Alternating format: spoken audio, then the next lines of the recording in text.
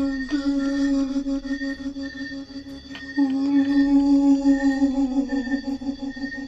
may narinig ako, tol. Tol. Tol. Ano yan, tol? Bakit kasi nagsinti ka kandila? Alam mo, malapit yan.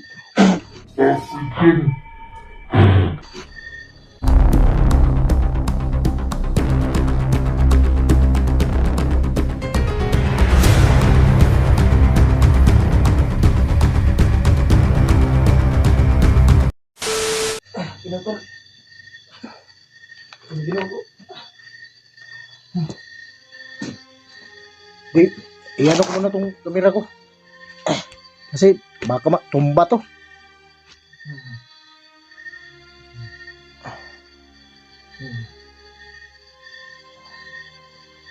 Isa pang ginawa ko. Tulong. Sige, gamutin natin yan. Nga, uy. Parang may lasin yung baga nakatama sa ito.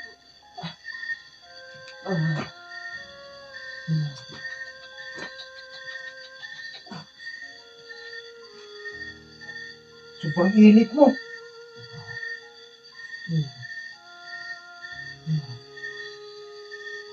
Kala ko hindi na kita mabutan dito ba? Baka dinala ka na ng mga katira dito. Nagsindi ka pa ng kadila. Sabi ni Tisoy, basta magsindi ng kadila, lumalapit yan. Hindi ako makikita yan to.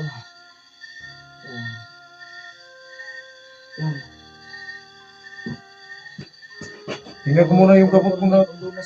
Oo, nakakuha ko ng gamot.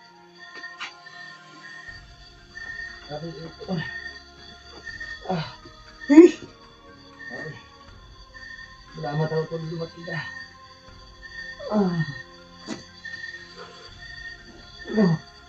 Alam mo, kanina pa sana akong nakaabot dito. Pero nawala ako sa daan. Parang gimino ako ba? Ito. Ito yung gamot na nakuha natin mga idol doon sa Mahiwagang Puno. So, inilagay natin sa bote kasi pinakuluan natin. Inilagay natin sa bote at saka ipainom natin tinanti. Pero yung sugat mo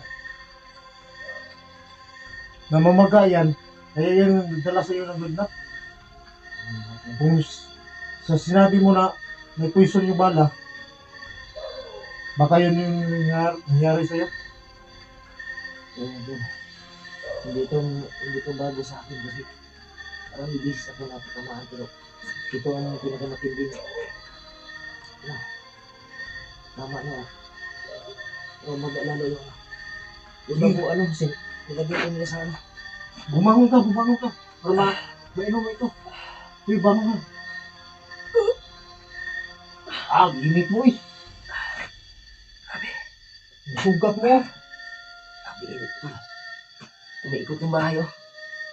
Kasi, inumin mo. Taas ang lagnat ko. Inumin mo yan. Ano to? Pinakuluan ko yan. Gamot yan doon sa Mahiwagang Puno.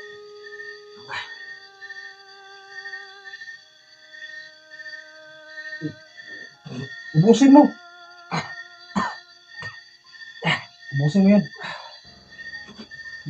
Nandoon ako sa Mahiwagang Puno, naghingi ako ng gimat pero hindi man maibigay. Kasi wala tayong pang alay. Yun na lang yung hiningi ko. Ubus na? Ubus na Ton. Salamat Ton. Magiga ako ulit. Magiga mo na. Hilong-hilo ako. Umiikot yung bahay. Pero pag maano na yan, manunasan na yan maya-maya. Salamat Ton. Ayan mga idol no. At tinamaan na lagnat dahil sa sugat. Pero nagamot na. Ito maya-maya. Maka ano na yun. Wala na yan at makatulog na.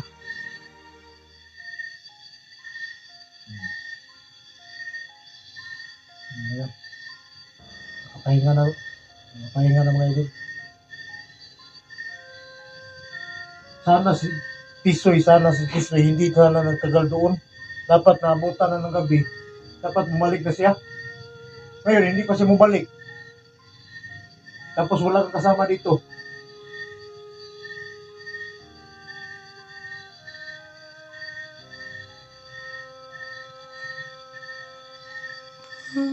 Tol?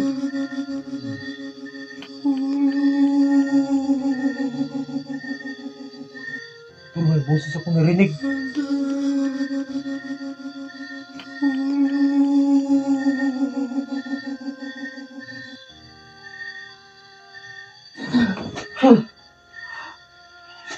Huwag ka namang magbiro ng ganyan, Tol.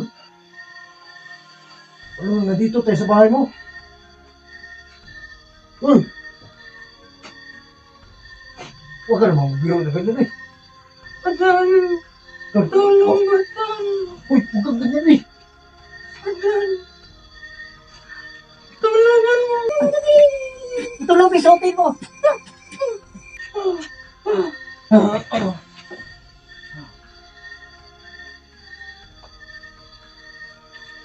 Tol, sibat siguro tayo dito, Tol.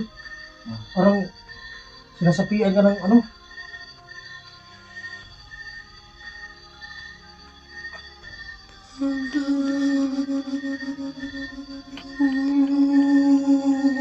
Tol, may narinig ako, Tol.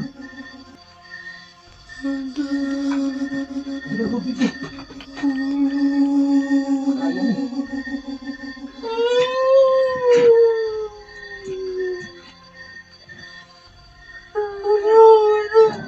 Tol, huwag kang lumapit sa akin, Tol. Shortin mo na yung ano.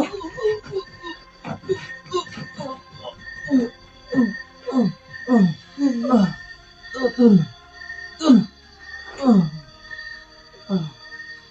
Ano yan, Tol? Bakit kasi nagsindi ka kandila? Alam mo, malapit yan.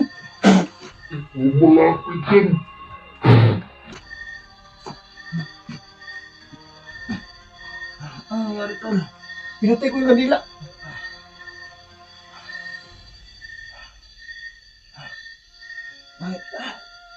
Ano ba nangyari sa'yo? Parang kang sinasaniban ba? Tres, pinasuot kita ng lubid. Wala. Wala ako. Kasi nagdato kanina. Ano nangyari, Tol? Nag-iba yung busis mo. Ako magsuot nito eh. Nag-ibang busis mo. Naginip ako saglit, Tol. Ano pakiramdam mo? Okay na. Okay na. Pinapawisan ako. Salamat, Tol. Mabisa yung gamot na dinala mo sa akin. Ikaw na ba yan? Oo. Baka hindi ikaw ba? Ako to. Nag-iba yung busis mo. Kang Wala na rin sugat ko. Bakit anong sinasabi mo na ano? Ako Di- to. kanina iba yung busis mo eh. Busis babae eh. Uy. Wala. Huwag ka mong biro na ganyan eh. Pinasuot na kita ng lubid eh. Huwag mo ko idamay sa ano mo. Hindi. Kalukuhan yan. Hindi to, totoo yung sinasabi ko. Hindi ako nagbibiro. Dahil sa bahay na to, hindi ka pwedeng magbiro dito. Salamat to bago ang lahat yan, Tol. Ako ka mong ganyan, Tol. Salamat nga ako na. Pasalamat ako nandito ka. Pero, ano sinasabi mo? Hindi totoo yung sinasabi ko. Wala ka sa sarili mo at ang boses mo parang babae. Hindi yan. Meron lang sa akin nagyakap. Ha? Meron yung nimakap sa akin. Tapos, Baka nga mo sabi ng yakap. Yakap na ikaw lang naghiga dyan eh. Yakap. meron nanaginip ako na ano yung dalawang babae na naglaro, nagtakbuhan sila. Tapos, maya-maya sinundan ko. Huwag ka na lang magkwento ang ganyan ko eh. Basta, Ngayon lang. Ha? Ngayon lang pagiga ko. Sinundan ko sila. Habang nag-inom ako ng gamot, nakahiga ako, nakatulog ako saglit. May dalawang bata na ano, yung tumatakbo sila, naglaro sila, tapos yung isa tumakbo doon sa ano, sa yung kakahuyan. Di ba pwede bukas na natin pag-usapan yan? Parang hindi ko makayanan yung... Tapos maya-maya yan, pag yung tinawag ko siya kasi nag-iyak siya. Hinawakan ko siya pagharap niya tol, puro duguan tol. Sa mukha niya, palalo sa mukha niya tol. Doon ako na nagising ako at inaano mo ako ng lubid. Yun na Ilang nga may eh. lubid na dito. Anong ibig sabihin tol? Sinaliban ka eh. Hindi ko alam kung anong nangyari. Ganun. Naglaro sila. Anong ibig siyang pahiwatig din tol? Bakit ang iba nga boses ko? Nag-iba yung boses mo. Boses babae ka na. Ako doon sa gubat nagdaan. Nawala ako doon. Maaga pa sana ako makarating dito. Salamat tol. Pagdating ko dito, ganun na yung nangyari sa'yo. Para ka nang Pawisan ako tol sa dito. Mag-gising ko.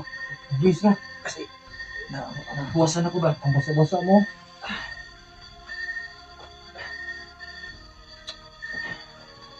Paita ni Malaya eh. Perminti ko ini. Patay ko ini sa... Nahuwasan ako tol. Basang-basa ako sa pawis na nahuwasan ako tol. Salamat sa gamot tol ha. Hindi, paano na lang hindi ka dumating? Hindi, Convulsion ako tol. sinabi ko na sa'yo na dadating talaga ako ngayon. Dapat kanina pa. Parang may laso yung bala na katama sa akin. Parang naano ko sa'yo na gulat ako na pagising ko may lubid yung ali sa akin. Wala naman akong ibang paraan na magamot kita kasi naramdaman ko na iba na yung boses mo. Kaya ito na naglubid talaga yung dapat Duda ko yung itong mga- bahay tol. Kailangan hostisya to. Kasi pinakita na rin sa akin unti-unti na masaya silang pamilya dito. Yung gaya ng mga bata. Tumatakbo, dalawang batang babae. Pero hindi yung tawag na bata. Talaga yung, ang tawag yun, yung dalagita eh. Dalagita. pero yung sinabi ni Tisoy ba na binasa ba bago pinatay? Baka yun na yan tol. Pumasok siya, parang gusto ipabot sa'yo. Bakit? Bago ko siya hanapin, nag-iyak siya, tulong. Pero sa panaginip yan tol. Nagtaka na ako pagising ko, nagulat ako na pagharap niya, puro duguan yung mukha niya. Nagising ako na may lupid na yung nakatali sa katawan ko. Baka tol, ikaw ang daan tol para mabigyan ng hostisya ang kanilang kamatayan. Kaya lang ka maghintaan ako to eh. Yung karunabaldo Karumal-dumal na krimen. Karumal na krimen. Pasensya na doon na bulol ako na nagsalita rin. Medyo, Pero dapat mapagsabihan natin ba na hindi ako daan para sa malutas yung problema nila. Kasi pag palagi kayo dito tol, mamatay talaga ako sa kung sinis yung dito tol. Kanina lang papalapit ako dito sa bahay. May mga boses akong narinig. Naduda ko tol. Kahit saan man tayo maglipat, kung susundan ka nila, para ikaw lang mapili nila na ikaw lang ang daan na mabigay yung hostisya na yan. Kahit saan ka lilipat, saan ka matulog, magpakita pa rin yan sa'yo. Kasi sa akin na lang, yung sinabi mo na nagbagong boses ko, hindi ko nga alam yan. Tol, ikaw tol, sinaliban man kanila. Baka pwede mong kausapin na hindi na sila masyadong maparamdam sa akin kasi hindi ko makayanan eh. Huwag na muna tol, ngayon. Kasi Muntik na akong makaihi. Sa ginawa mong biglang nag-iba yung boses mo. yun lang. Hiniin natin sa kanila na magbigay mag-ano na sila ng panahon na para dyan. Kasi pwede natin pagtugunan natin ng pansin yan sila. Kung anong gusto nilang mangyari ba. Pero bago ang lahat, kamusta yung lakad mo tol? Sa ano mo? Okay naman yung lakad ko dun sa karyaan ko kasi yung mga tao pala na nagpunta doon